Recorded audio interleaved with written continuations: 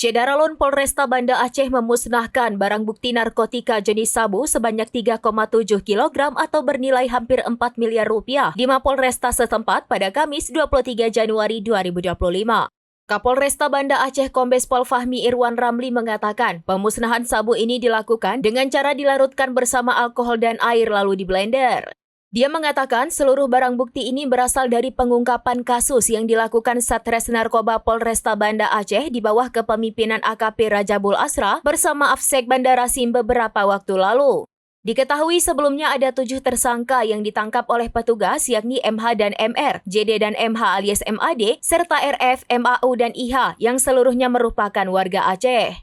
Kapolresta Banda Aceh itu menjelaskan tersangka MH dan MR tertangkap pada 14 Oktober 2024 lalu dengan barang bukti 912,26 gram sabu yang kala itu hendak diterbangkan ke Jakarta.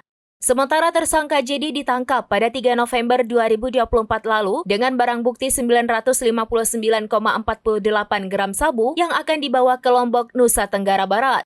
Dalam pengembangan kasus tersebut, sambung mantan Kabid Propam Polda Aceh ini, petugas kembali menangkap tersangka lainnya yakni MH alias MAD di wilayah Kota Langsa. Saat pengembangan di wilayah Langsa dan Medan, turut dibantu tim Susdit Narkoba Polda Aceh, Bea Cukai, dan tim Mabes Polri.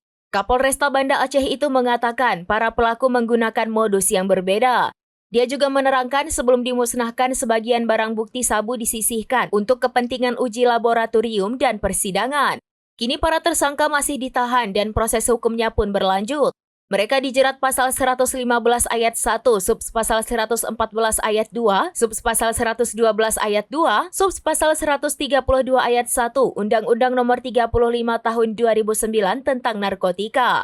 Kapolresta Banda Aceh dalam kegiatan ini didampingi Kajari Aceh Besar Jemi Novianti Rayudi, Kepala Bea Cukai Banda Aceh Dede Mulyana, dan Kepala Afsek Bandara Sim PJS Airport Security Department Head Fofo Kristanto.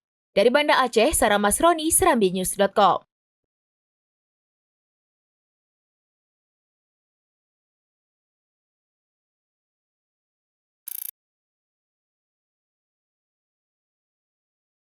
Download Tribun X sekarang, menghadirkan lokal menjadi Indonesia.